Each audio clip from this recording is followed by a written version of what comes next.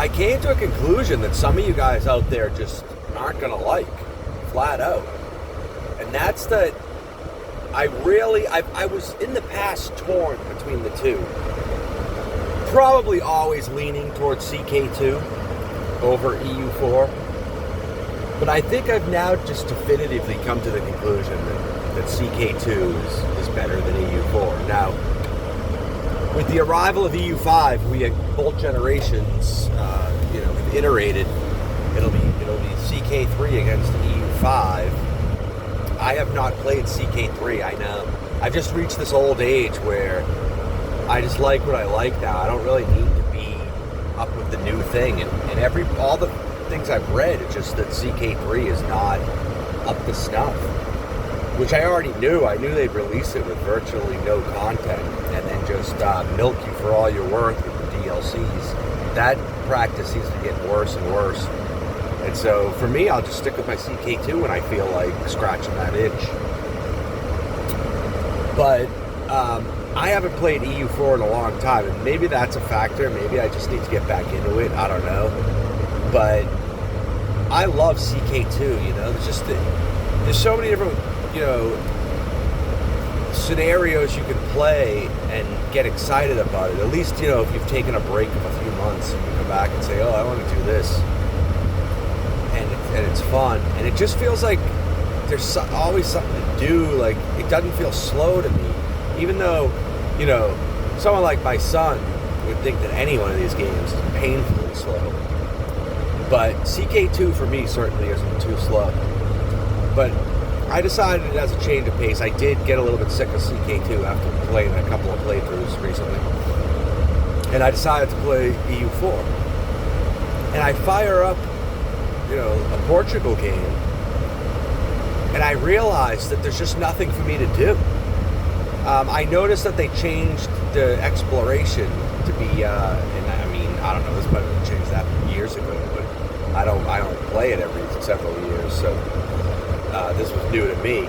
Is that at least at the beginning with Portugal, you could explore pretty far, more than you could, because the game only starts in 1444, and I'm pretty sure before, you started with that one explorer, and you could pretty much get to East Africa. I don't know if I ever quite got to India, but I was, you could get a lot farther than you did in history, obviously. And so that was something to do in the early game. Well, they fixed that, which I agree with. They limited exploration by colonial range, which it makes sense now, but later on, I don't know if getting Quest for the New World will fix that, where you can explore further, but at a certain point you should be able to explore further because, once Diaz and Nagama were out there, they weren't limited by any kind of colonial range. They went all the way to India without getting any new colonies.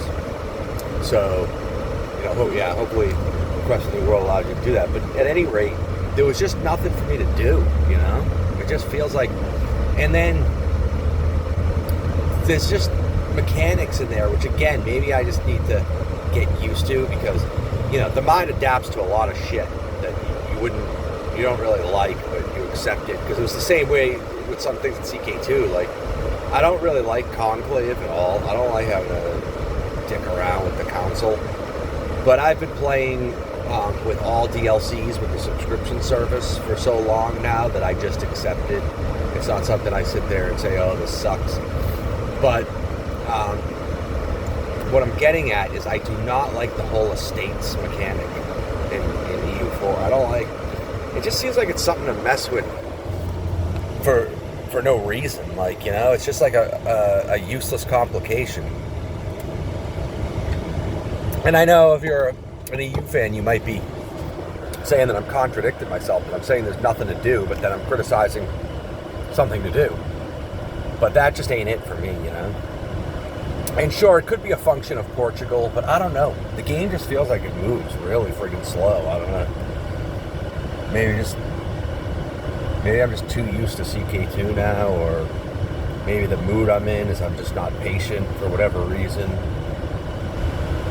But I'm sitting there, obviously as Portugal, or at least, the way I play Portugal, I like things to be like semi-historic. Like, I'm not going to keep it totally historical where I only take the exact same colonies that Portugal took. But I do want it to be somewhat historical where, like, I'm behaving in general like Portugal and I'm taking advantage of Portugal's advantages. Like, gaming it so that I somehow conquer Spain, which is what a lot of people would do. That just doesn't interest me. So I'm sitting here, improving relations with Spain. That's the key to my strategy. And I'm basically just waiting for Spain to finish a war. They intervened in the 100 Years' War. I'm waiting for them to end that, and then I'm basically waiting for them to declare war, on the North African Muslims so I can join in. And it's just, I don't know. I'm just basically like I'm sitting there waiting for tech is what it is. And it's just boring. I don't know, it just feels like in CK2, there's just always something to do because you're trying to educate your heir, or you're trying to get good marriages, or, you're trying to, build in holdings, you're trying to save up for new holdings. I mean, it's weird because I feel like EU4 is a more complex game, and yet there's more to do in CK2. Like, how's that even possible? But that's how it feels to me playing. I don't know. Tell me what you think.